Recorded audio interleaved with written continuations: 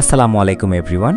তো আপনাদের মাঝে অসমাপ্ত ভালোবাসা গল্পের ১৭ নম্বর পার্ট নিয়ে চলে আসলাম। তো বেশি কথা না করে চলুন গল্প শুরু করা যাক।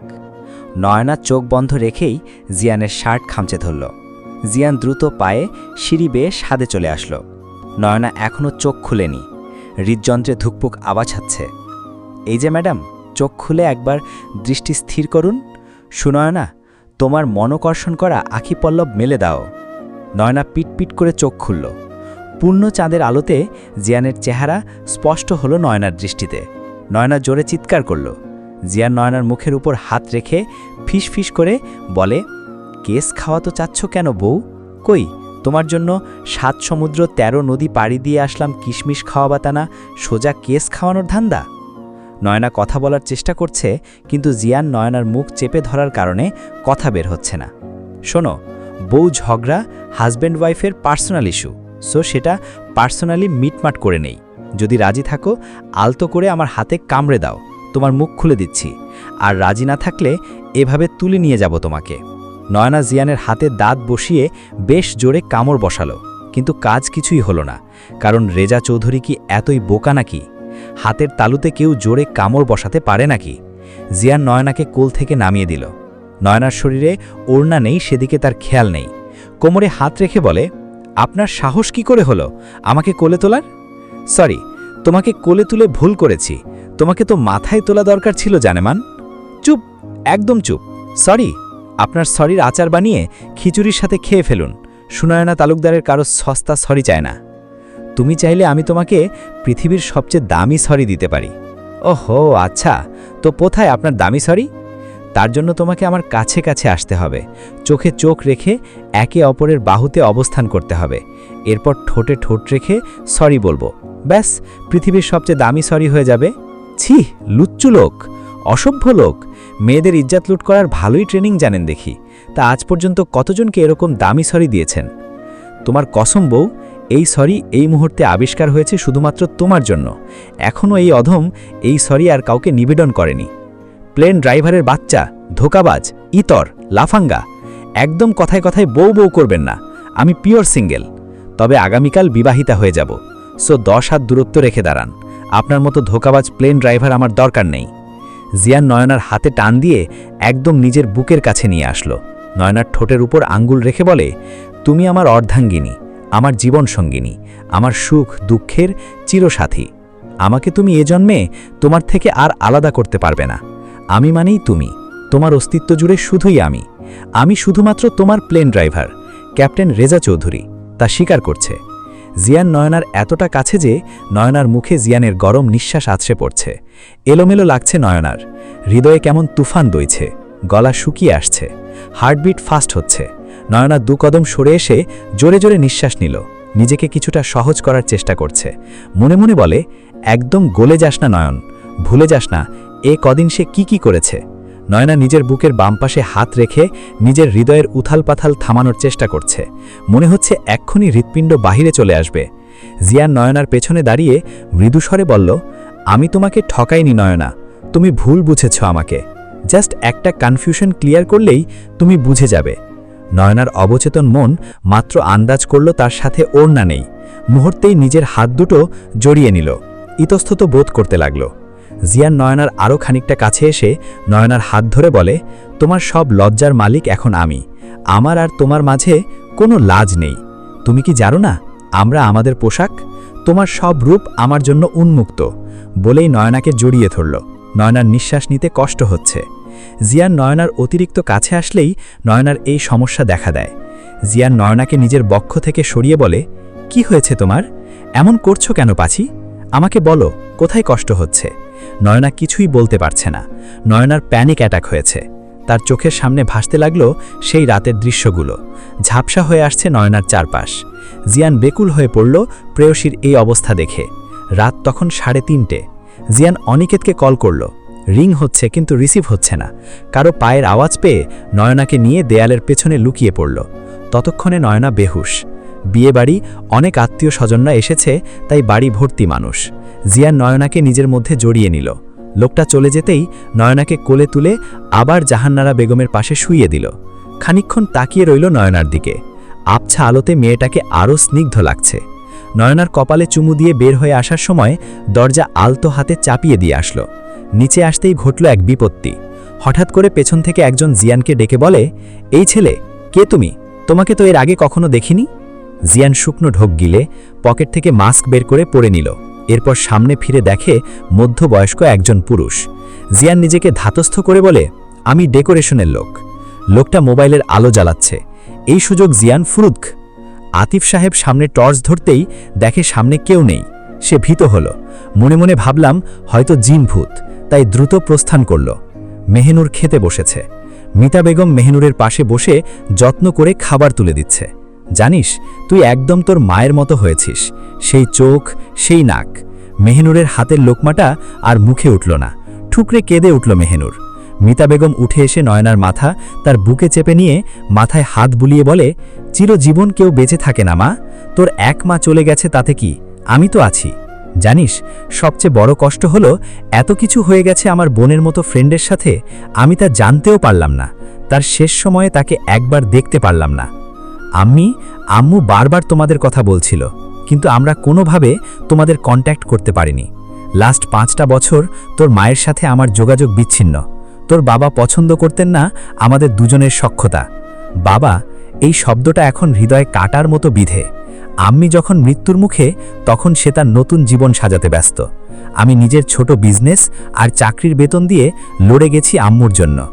1 সপ্তাহ আগে আম্মুর একটা পুরানো ডায়েরি খুঁজে পাই। সেখানেই তোমার ডিটেইল পেয়েছি। আম্মি, অশান্ত মনটাকে শান্ত করার জন্য ছুটে এসেছি তোমার কাছে। মিতা বেগম মেহনুরের কপালে চুমু দিয়ে বলে, একদম মন খারাপ করবি, আমি আছি তোর জন্য। জানিস রে, রেজার বিয়ের ইনভিটেশন দেওয়ার জন্য অনেকবার ট্রাই করেও কন্ট্যাক্ট করতে পারিনি। রেজার বিয়ে? হ্যাঁ, রেজার বিয়ে সম্পন্ন হয়েছে। মেয়েটা দারুণ দেখতে, তবে বয়স একটু কম। মানিয়ে নিতে পারলেই হয়। মেহনুরের গলা যেন কেউ চেপে ধরেছে। সে তো এই আশা নিয়ে এসেছিল তার মায়ের শেষ ইচ্ছা পূরণ করবে রেজাকে বিয়ে করে। কিন্তু এটা কি হলো? ভাই, কি বিয়া করলাম? আমার টাচে বউয়ের ফোবিয়া। শাহ লা, দোষটা তো তোরই। বাসর রাতে বেড়াল না মেরে বউয়ের উপর অত্যাচার করলে ফোবিয়া হবে না? ভাই, তুই ডাক্তার, তাই আমার ভরসা আছে। একটা সলিউশন বের কর, নয়তো বউয়ের সাথে এ জন্মে বাসর সারতে পারবো বলে তো মনে হয় না। ভালো হয়ে যাও রেজা, সারাক্ষণ কি মনে বাসর করার লাড্ডু ফোটে। একটা মাত্র ফুলের মতো বউ তো, বাসর করার স্বাদ তো জাগবেই। আমি তো পুরুষ, বেড়া আপু না। এসব কথা সাইডে রাখ, আগে বল এই সময় তুই কোথা থেকে টপকিয়েছিস? আর বলিস না, জাহিনকে নিয়ে এক প্যাচে পড়েছি। সেই গিট্টু খুলতে আসছি ইমার্জেন্সি ছুটি নিয়ে। দেখলি বিয়ে করলে ছেলেরা কেমন বউকে ভয় পেতে শুরু করে? ভয় না, হারানোর ভয়। তোর খবর কি? কোনো মেয়ে জুটলো নাকি সিঙ্গেল মরবি? মনে হয় এ জন্মে সিঙ্গেল মরতে হবে। এবার তোর একটা বিহিত না করে যাব না। আগে নিজের বিহিত কর। বারবার এমন হলে হার্টের সমস্যা হওয়ার ঝুঁকি আছে। এমনিতেই ভাবির বয়স কম। আমি এখন কি করব? কিভাবে এই ট্রমা থেকে বের করব ওরে? ভালোবাসা দিয়ে কাটাতে হবে এই ভয়। একদম ভিন্ন এক রেজা হয়ে যা। মনে কর তুই পাইলট রেজা চৌধুরী না, তুই শুধুমাত্র তোর অর্ধাঙ্গিনীর। তার সাথে মিশে যা, বোঝার চেষ্টা কর তাকে। দেখবি সে নিজেই তোকে কাছে চাইবে। ভালোবাসা যখন বাড়তে থাকে, তখন ধীরে ধীরে তা মানুষকে তৃষ্ণাতুর করে তোলে ভালোবাসার উষ্ণ ছোঁয়ার। তখন সব ভেগ করে মানুষ মিশে যায় একে অপরের অস্তিত্বে। কিন্তু আমি কিভাবে কি করব বল? অনেক বাহানা করে 10 দিনের ছুটি মঞ্জুর করাতে পেরেছি। বুঝতে তো পারছিস এতটুকু করার জন্য কত কি করতে হয়েছে। আচ্ছা, কলেজে ভর্তি হতে হতে এখনও বেশ কয়েক মাস সময় বাকি। আমি সুনায়নাকে আমার সাথে কানাডা যাওয়ার জন্য রাজি করাই। তোর আইডিয়া ভালো, কিন্তু তোর তো একদিন এমিরেটে স্টে করতে হয়। ভাবির বয়স কম, সে পারবে থাকতে? সে ব্যবস্থা আমি করব। তাহলে পিছে লেগে পড়, বইয়ের রাগ ভাঙিয়ে ফুসলিয়ে ফাসলিয়ে নিজের সাথে নেওয়ার। তবে মনে রাখিস, কিছুতেই এমন কিছু করবি না যাতে ভাবির প্যানিক অ্যাটাক হয়। আচ্ছা রাখি, ঢাকা ব্যাক করলে বাসায় আসিস। এখনও বাসার কেউ জানে না আমি ফিরেছি। জিয়ান একটি হোটেলে উঠেছে। রাতে তেমন ঘুম হয়নি, সকালের দিকে ঘুম ভেঙেছে। জাহান্নারা বেগম বিচলিত, তার ভাই আতিফ সাহেবও চিন্তিত মেয়েটার হঠাৎ কি হলো। নয়নার শরীর কাঁপিয়ে জ্বর উঠেছে। ডাক্তার এসে মেডিসিন দিয়ে গেছে। জ্বর মেতে দেখে 103। জাহান্নারা বেগম আতিফ সাহেবকে বলল, ভাই, আমার মেয়েটার হঠাৎ কি হলো? চিন্তা করিস না, সুস্থ হয়ে যাবে। আতিফ সাহেব ডাক্তারের সাথে সাথে বের হয়ে বললেন, আমার মনে হয় আমার বোনের মেয়েটা অশরীরী কিছু দেখে ভয় পেয়েছে। আপনার কি মনে হয় এমন রোগ মেডিসিনে ভালো হবে? ডাক্তার কোনো উত্তর না দিয়ে চলে গেলেন। আতিফ সাহেবের স্পষ্ট মনে আছে রাতের কথা, ওটা মানুষ ছিল না, অশরীরী কিছু ছিল, সেটাই ধারণা করছেন আতিফ সাহেব। হাঁটা ধরলেন মসজিদের দিকে। হুজুরের কাছ থেকে পানি পড়া এনে খাওয়ালে যদি জ্বর কমে সেই আশায়। নয়না জাহান্নারা বেগমের ঘা ঘেঁষে বসে আছে। রাতের তার সাথে যা হয়েছে সেসব কি সত্যি ছিল নাকি নিছক কাল্পনিক স্বপ্ন? স্বপ্ন কি এত বাস্তব হতে পারে? নয়না জাহান্নারা বেগমকে উদ্দেশ্য করে বলল, আম্মু, তুমি কখন এমন স্বপ্ন দেখেছ যা পরবর্তীতে তোমার মনে হয়েছে সেটা স্বপ্ন ছিল না, সত্যি ছিল? তুই কি রাতে কোনো বাজে স্বপ্ন দেখেছিস নয়না? আমি যেটা জিজ্ঞেস করেছি সেটা বলো না আম্মু। স্বপ্ন স্বপ্নই হয়, স্বপ্নের সাথে বাস্তবতার কোনো মিল নেই। মেডিসিন খেয়েছিস, একটু রেস্ট নে। রাতে তো আদনানের গায়ে হলুদ, আনন্দ করতে হবে তো। জাহান্নারা বেগম রুম থেকে বের হতেই নয়না নিজের ফোন বের করে কল করল জিয়ানকে। সাথে সাথে রিসিভ করেই বলে, তুমি ঠিক আছো পাখি? নয়না বেশ অবাক হলো। আমি বেঠিক কেন থাকব? আপনি কি এমন কিছু করেছেন যাতে আমি ভালো না থাকি? এসব কি বলো জান? আপনি এখন কোথায়? জিয়ান বলে, তুমি জানো না? জানলে তো জিজ্ঞেস করতাম না। আমি তো অলওয়েজ তোমার মনের মধ্যে থাকি। বাজে কথা রাখুন আর বলুন, আপনি কি কাল রাতে আমাকে ছাদে নিয়ে গিয়েছিলেন? তোমাকে আমি কিভাবে নিয়েছি? তোমার পা থাকতে আমি কিভাবে নিলাম? কিভাবে আবার কোলে তুলে? ওহ, কই, আমার তো মনে নেই। আসমান ছেড়ে জমিনে এসেছি তোমাকে কোলে নিতে? আরে হাহ, বাহ, বউ আমার দিবার স্বপ্ন দেখে আমাকে নিয়ে, এই খুশি আমি কই রাখব? এই খুশি পকেটে রাখুন আর বলুন আপনি কেন এসেছেন। আপনার জন্য আমার পছন্দের হেয়ার ব্যান্ড ভেঙে গেছে। এইটুকু মাথায় এত টেনশন নিও না, বিড়েটা চুকে যাক, তারপর তোমার সব অভিমান আমি ধুলোয় মিশিয়ে দিব বেবি। নয়না রাগে কল কেটে দিল। এই লোকটার সাথে কথা বলার কোনো মানেই হয় না। কোনো কথার সহজ উত্তর নেই প্লেন ড্রাইভারের ডিকশনারিতে। নয়না ঘুমানোর চেষ্টা করছে। এখন জেগে থাকলেই আজাইরা চিন্তা মাথায় আসবে। মেহেনুরের মন খারাপ, সেটা সে কাউকে প্রকাশও করতে পারছে না। তার জমানো ক্ষুদ্র ক্ষুদ্র অনুভূতি আর তার মায়ের শেষ ইচ্ছে কোনোটাই আর পূর্ণ হবে না। কেন রেজার সাথে 4 বছর তার যোগাযোগ বিচ্ছিন্ন ছিল? যোগাযোগ হলে হয়তো আমি তোমাকে আমার ফিলিংস বলতে পারতাম। তুমি আমার না, আমার হবেও না। তবু এই মন কেন তোমাকে চায়? বাস্তবতা এত নিষ্ঠুর কেন? কফির মগে চুমুক দিতে দিতে সে ভাবছে এসব। মিতা বেগম এসে বলে, তোকে একটা কথা বলতাম নূর। আম্মি, আমাকে কিছু বলতে তোমার অনুমতি নিতে হবে না, নিজের মনে করো, বলো।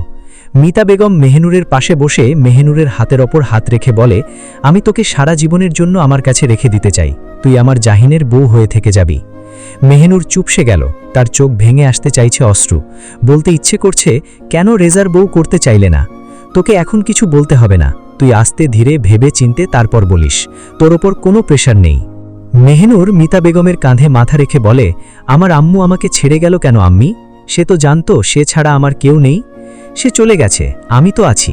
আমি যতদিন বেঁচে আছি সব অবস্থায় তোর পাশে থাকব। মান্নাত আজ অনেক সাহস করে নিজেকে শক্ত করেছে। আজ সে সব সত্যি প্রকাশ করবে। জীবন তো সবার জন্য ফুলের বিছানা হয় না, কিছু মানুষের জন্য কাঁটার বিছানাও হয়। আমি না হয় সেই কাঁটার যন্ত্রণা দ্বিতীয়বার সহ্য করে নেব। আমি জানি এসব জানার পর আপনি কোনোদিন আমাকে নিজের করে নেবেন না। আমি দূর হতে আপনাকে ভালোবাসব। ভালোবাসলেই তো সবার সাথে ঘর বাঁধা যায় না, সবার কপালে সুখও লেখা থাকে না। নয়নার ঘুম ভাঙল শেষ বিকেলে। ঘুম থেকে উঠতেই দেখে তার কাজিন মহল তাকে ঘিরে রেখেছে। নয়না অবাক হয়ে বলে, তোমরা এভাবে আমাকে দেখছো কেন? একজন বলল, নয়ন, তোর জন্য বিশাল এক পার্সেল এসেছে। আচ্ছা, তোর বর কি অনেক রিচ? নয়না ভ্রু কুচকে বলে, এখানে আমার জন্য কি পার্সেল পাঠাবে? তোমাদের কারো হবে হয়তো। এখানে বড় করে লেখা আছে সুনয়না চৌধুরী, এই নে দেখ। নয়না বেশ আগ্রহ নিয়ে পার্সেল আনপ্যাক করল। ভেতরের জিনিসগুলো দেখে সবার চোখ হাসমানে। নয়না একের পর এক হেয়ার ব্যান্ড বের করছে। কাজিন মহল সবাই উৎসুক দৃষ্টিতে তাকিয়ে আছে। সবাই গুনে দেখে হাজারখানেক বিভিন্ন আইটেমের হেয়ার ক্লিপ, হেয়ার ব্যান্ড, চুলের কাঁটা, মোট কথা যত রকমের চুল বাঁধান আইটেম আছে সব। একজন বলল, কিরে নয়না, দুলাভাই বুঝি তোর চুল দেখে তোর প্রেমে পড়েছে, তাই তো চুলের জন্য এত এত হেয়ার ব্যান্ড পাঠিয়েছে। আহা প্রেম, আজ একটা পাইলট জামাই নেই বলে? জামাই নেই আফসোস না করে তোমার জিজুর গলায় ঝুলে পড়লেই তো হয়। নয়নার বুঝতে বাকি নেই এটা ওই বদ লোকটার কাজ। ঝাড়ি খেয়েছে একটা চুলের কাটা ভাঙার জন্য, তাই আজ গুষ্ঠি শুদ্ধ পাঠিয়ে দিয়েছে। মফিজ উদ্দিন চৌধুরী কোথা